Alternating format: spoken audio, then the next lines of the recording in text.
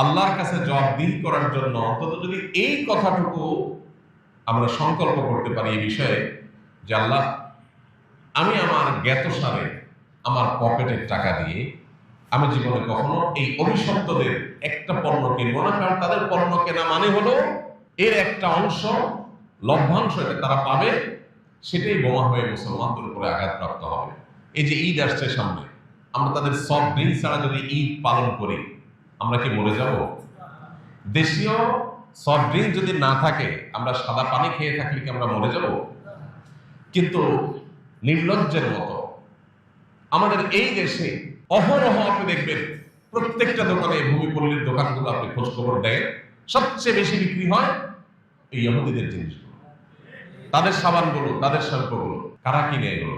আমরাই কিনি। কেন? আমরা যদি এগুলো বয়কট করি, আমরা যদি সবাই এগুলোকে বর্জন করি, ইমানের দায় থেকে, তাওনা থেকে।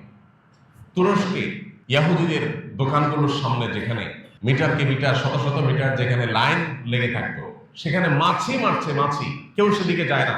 কেউ যদি সেখানে কিনতে যায়, অন্যরা ঘৃণা ভরে তাকায় যে এর মতো নির্লজ্জ, যে নিজের মুসলমান ভাইয়ের রক্ত চুষছে, সেই জালিমদের জিনিস কিনছে, তাদেরকে চাঁদা দিচ্ছে। জিনিস তো কিনছেন না, আপনি চাঁদা দিচ্ছেন। প্রতিদিন বাজার করে জিনিসগুলো আনছেন আর টাকাগুলো রেখে আসছেন, এর মানে আপনি প্রতিদিন ইহুদিদেরকে চাঁদা দিচ্ছেন, অভিশপ্তদেরকে চাঁদা দিচ্ছেন।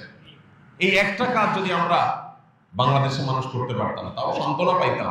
দুর্ভাগ্য আমাদের, এই একটা কাজ এই দেশে আমরা করতে পারিনি। এই একটা কাজ, ইউনিলিভারের জিনিসপত্র আমাদের ঘর বোঝাই, এই ক্লোজ আপ শুধুমাত্র ইহুদি পণ্য হয়ে আমার মুসলিম ভাইয়ের রক্ত চুষার ভূমিকা আছে তা তো না। আমাদের এই দেশে তরুণদের চরিত্রকে ধ্বংস করবার জন্য 14 ফেব্রুয়ারি আসলে তাদের সর্বশক্তি নিয়ে তারা মাঠে নামে। আপনারা এই দেশে বহু টেলিভিশন অনুষ্ঠান দেখেন, ইসলামিক প্রোগ্রাম দেখেন, আজও পর্যন্ত ইউনিলিভার স্পন্সর করেছে, তারা টাকা পয়সা দিয়েছে কোন ইসলামিক প্রোগ্রামের জন্য? জীবনে কখনো দেখেছে কোন মসজিদ মাদ্রাসা?